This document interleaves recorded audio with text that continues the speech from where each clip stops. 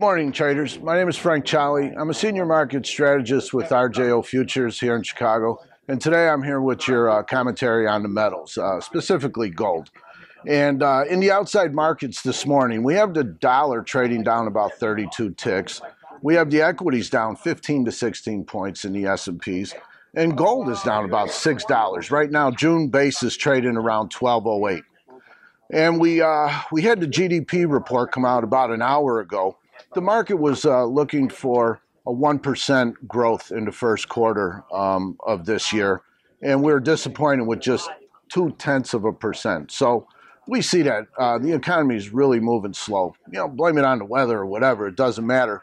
The economy is just barely chugging along. And then this afternoon we have the FOMC meeting where there's really zero expectations of any kind of rate hike, and especially because they're so data driven and we have a bad GDP number. We're just barely chugging along here. The economy has no momentum. How can they raise rates? And we keep hearing, so much about, hey, man, we need to, return to a more normal monetary policy. Well, because the Fed is so data driven, it looks like we're never going to get that rate hike. I say let's just get a rate hike, get it over with. The economy's not going to collapse on that. We need to do this. I think that's what it will be to really get things moving again. So the gold market is kind of range bound right now. We're stuck in a big range.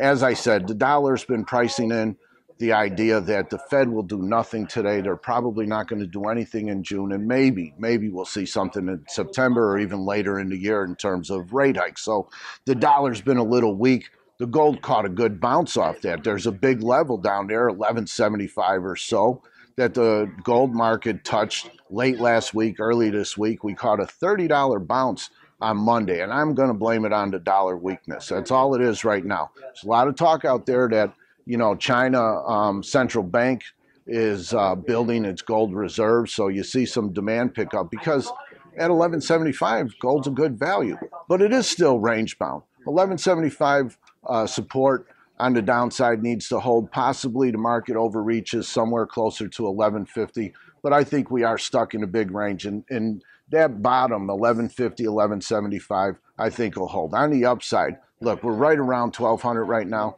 That's been a big pivotal point. It has been all year because we are stuck in a big range here. We get up to 1225, market runs into some resistance. So let's, as always, keep an eye on that dollar. If the dollar continues to break down, well, then gold's going to rally. Gold gets a pop over that 1225 resistance I'm talking about, then we're going to look for 1250.